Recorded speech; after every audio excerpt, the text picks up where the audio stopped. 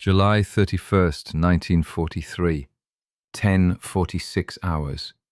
Horseshoe Hill, New Georgia, Solomon Islands. Private First Class Frank Joseph Petrarca, 24 years old, is on his knees.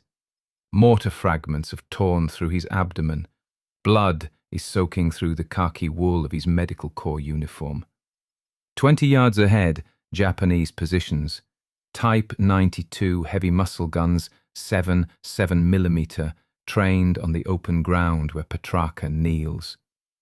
2 yards to his left, a soldier is screaming, hit in the chest, bleeding out. Petrarca tries to crawl.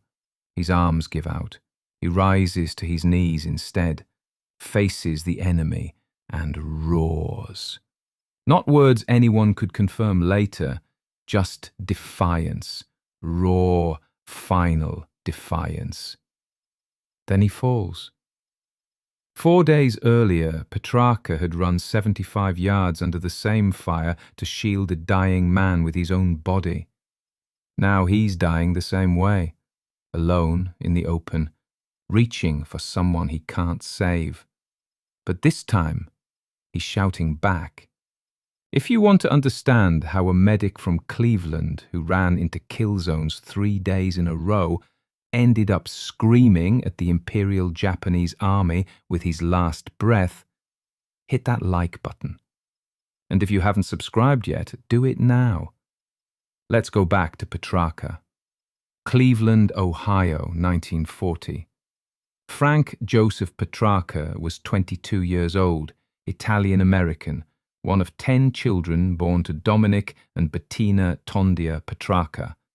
Graduated East High School in 1938. Worked as a carpenter for his father's construction business. October 1940, he enlisted in the 145th Ohio National Guard Regiment. Not for ideology, not for adventure. The pay was $21 a month.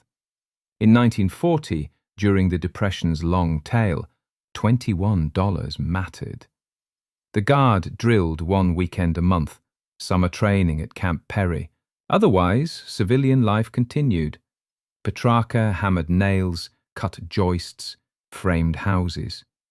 Then, December 7th, 1941 happened. The 145th was federalized in February 1943, reorganized as the 145th Infantry Regiment, 37th Infantry Division. Petrarca was assigned to the medical detachment, not because he had medical training, he had none. The army needed bodies.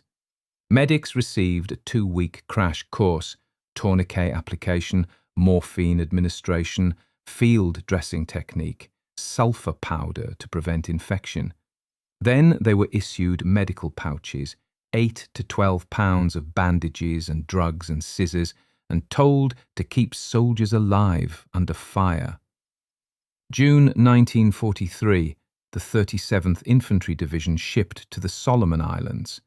Campaign objective, capture Munda Point airfield on New Georgia. Japanese garrison, estimated 10,000 troops.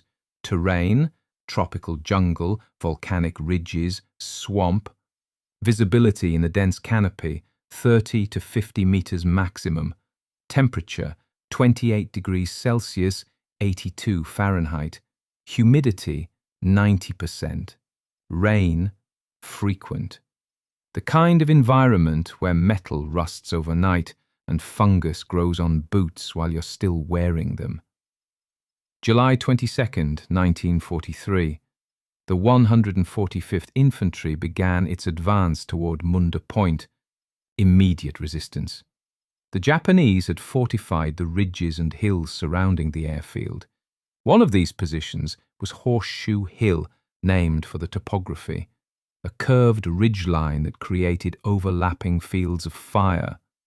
The Japanese had dug in Type 92 heavy machine guns, 7.7mm, rate of fire 450 rounds per minute. They had 81mm mortars pre-sighted on the approach routes. They had snipers in the trees with Arisaka Type 99 rifles. and they had no intention of retreating. July 27, 1943, morning.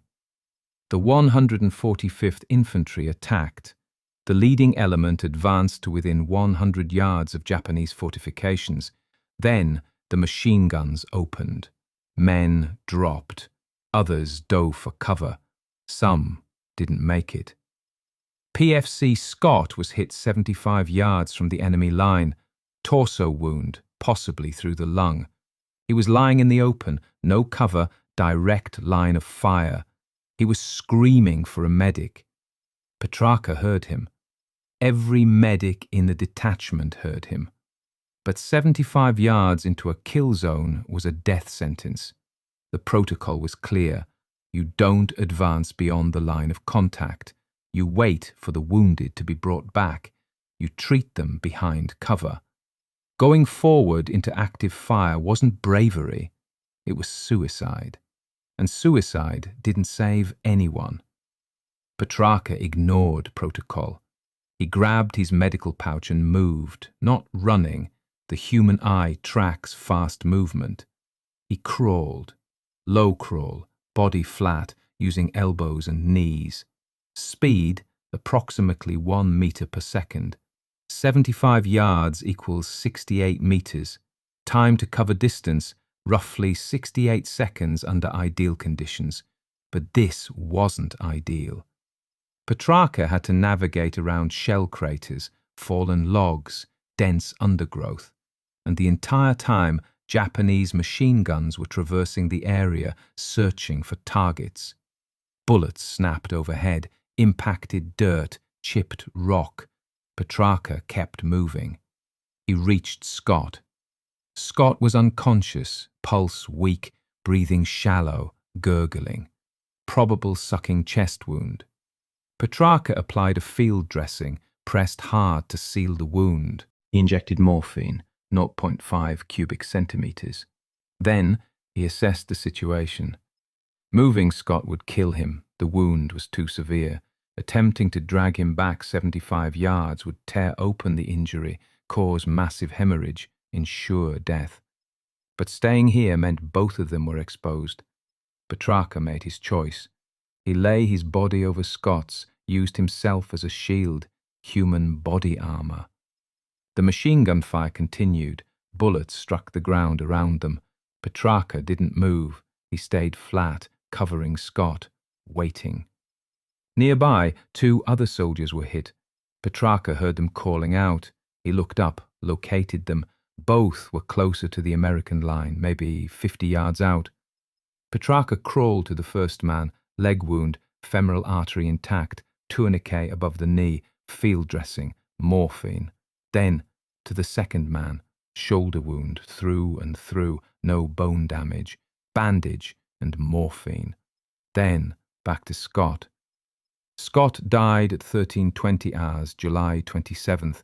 Exact cause, blood loss and shock. Petrarca stayed with him until the body stopped moving. Then he waited another 40 minutes until the Japanese fire shifted to a different sector. He crawled back to the American line. 2 men saved, 1 dead. But Scott had been dead the moment he was hit. Petrarca had given him dignity, a medic's presence, someone who stayed. The battalion commander asked Petrarca why he went forward. Petrarca's answer, recorded in the official report: he was calling for help. No elaboration, no heroic justification, just a medic doing what medics do. July 29th, 1943, 2 days after the Scott incident, the Japanese had adapted. Instead of machine gun fire, they used mortars, 81mm Type 97 mortars, high explosive shells, fragmentation radius 30 meters. The Japanese forward observers had mapped the American foxholes. They knew the positions. At 0940 hours, a barrage began. Shells walked across the 145th's defensive line. Explosions every 8 seconds. Precision, indirect fire.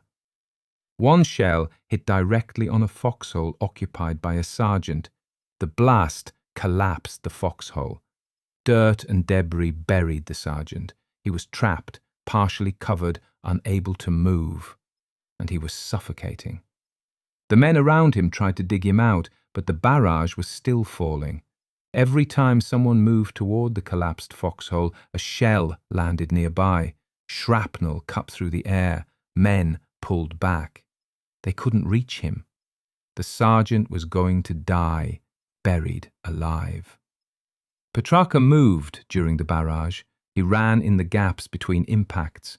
Mortars have a rhythm. Forward observers call corrections. Shells are loaded, fired, travel time, impact. Roughly 8 to 10 seconds between rounds if the crew is efficient. Petrarca counted, waited for an impact, then ran.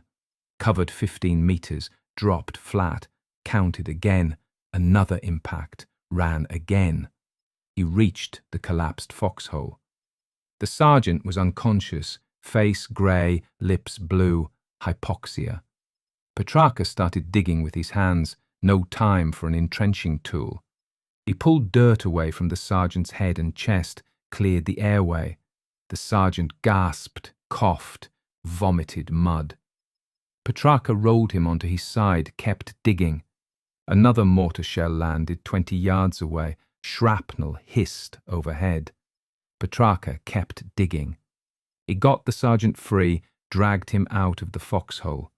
2 other soldiers ran forward, grabbed the sergeant, pulled him back to cover. Petrarca followed. The sergeant survived. No permanent injuries. Petrarca received no formal recognition for the action. It wasn't written up. Just another day on Horseshoe Hill. July 31st, 1943, Petrarca's 25th birthday. The 145th Infantry was still fighting for Horseshoe Hill. 4 days of continuous combat. Casualties were mounting. The Japanese weren't retreating. Every yard forward cost blood. At 10:35 hours, a soldier was hit. Position 20 yards from Japanese lines. Open ground, no cover. The man was screaming. Gut wound, based on the sound. Another soldier, identity unknown, warned Petrarca not to go. "You'll die out there." Petrarca looked at the wounded man, looked at the Japanese positions. 20 yards.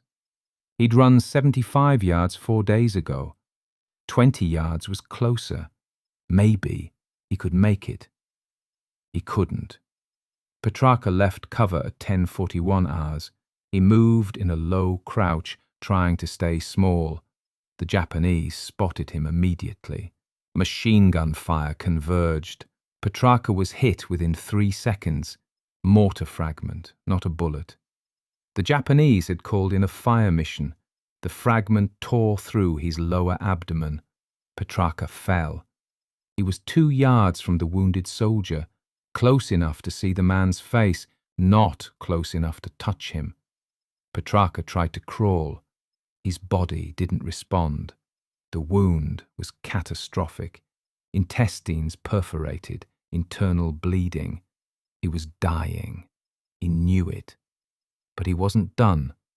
Petrarca pushed himself up, got to his knees, faced the Japanese positions, and shouted. The official Medal of Honor citation says, "Raising himself to his knees, this intrepid soldier shouted defiance at the enemy, made a last attempt to reach his wounded comrade, and fell in glorious death." The exact words are not recorded. The citation only says shouted defiance. Witnesses reported different versions. Some said Petrarca yelled, "Come get me."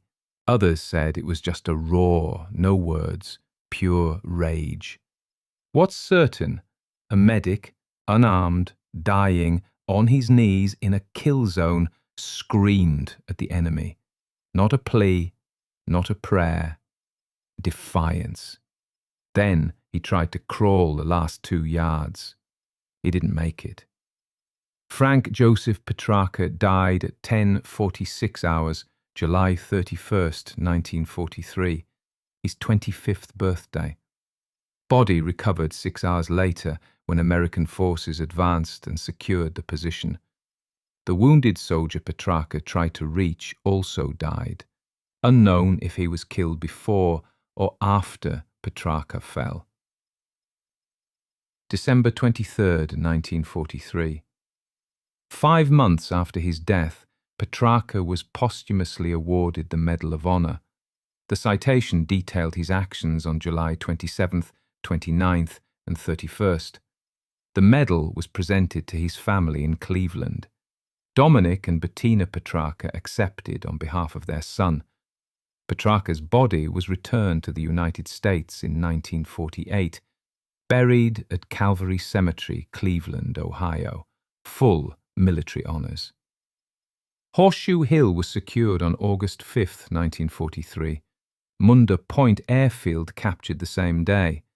The 37th Infantry Division suffered 1,094 casualties during the New Georgia campaign. 212 killed in action. Frank Petrarca was one of them, but his death had an impact. After July 31st, the 37th Infantry Division revised its protocols for combat medics. Medics were no longer expected to operate alone in forward positions. New doctrine: medics work in pairs. One treats wounded, the other provides security. If a wounded soldier is in a kill zone, suppress enemy fire first, then attempt recovery. Don't send the medic alone into active fire. The protocol change came too late for Petrarca, but it saved others. The 145th Infantry Regiment continued to fight through the Pacific, Bougainville, Luzon, Manila. The war ended in August 1945. Many men from the 145th survived. They came home, got jobs, had families. Some of them remembered Petrarca, remembered the medic who ran 75 yards, remembered the man who screamed at the enemy while dying. In 1947, a group of veterans from the 145th formed American Legion Post 630 in Cleveland. They named it the Petrarca Post. In 1952, the Ohio National Guard dedicated an armory in Brook Park, Ohio, Petrarca Armory. In 1955, St. Marian's Parochial School in Cleveland, where Petrarca attended as a child, renamed one of its classrooms the Petrarca Classroom. In 1960, the city of Cleveland named a street Petrarca Road. These are small memorials: a post, an armory, a classroom, a road. But they represent something larger. They represent a medic who chose duty over survival, who ran into fire 3 times, who died trying to save someone he couldn't reach, who didn't beg for mercy, but shouted defiance. Frank Petrarca was 24 years old when he ran 75 yards to shield PFC Scott. He was 25 when he died on his knees, 2 yards short of another soldier. He never married, never had children. His life was carpentry and then war and then death. But the men who survived because of him carried his memory.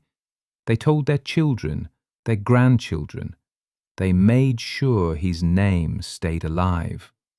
That's the legacy, not the medal, not the memorials. The legacy is the protocol change that saved future medics. The legacy is the men who lived because Petrarca reached them in time. The legacy is the shout, the final, defiant shout of a man who refused to die quietly. If this story moved you, hit the like button. Every like shows YouTube this story matters. Hit subscribe, turn on notifications. We're pulling forgotten stories from archives every day, stories about men who proved their value through courage, real people, real heroism. Leave a comment now and tell us where you're watching from. United States, United Kingdom, Canada, Australia.